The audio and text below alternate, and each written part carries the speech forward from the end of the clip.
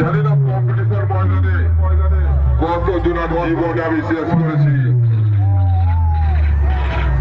দূর থেকে যারা ডায়লগ বলছে তারা কান খুলে শুনে রাখ।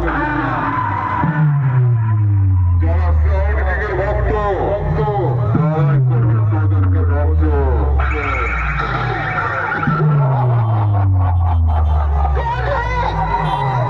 বক্স কম্পিটিশনে কেউ যদি বলে এখানকার বাচ্চার নাম বল, তাহলে বুক বুকে জায়গায় দাঁড়িয়ে আমার নামটা বলে দিবি। সিরাজপুর পূর্ব বর্ধমান জেলার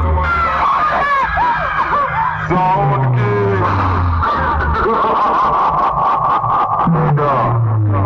আমার সঙ্গে টক্কর নিতে এসে জানি না কত জন কুত্তার মতো হয়ে বাড়ি চলে গেছে। আমার সাউন্ডের সামনে বললে তুই কথা বলার আগে আমি তোকে এমন বেদ মারবো গোটা শরীর অসাধ করে দেব। বোবা হয়ে যাবি বুঝলি শালা। তোদেরকে বলিস কম্পিটিশনে আমাকে হারাতে পারবি না তো। এই সাউন্ড কিংয়ের সামনে যারা পড়েছে 3 দিন ধরে বিছানায় পড়ে কেটেছে। তাই তোকে একটা কথা বলছি শুনে রাখ। হাত মুখ ধুয়ে গামটা পরে শুয়ে পড়।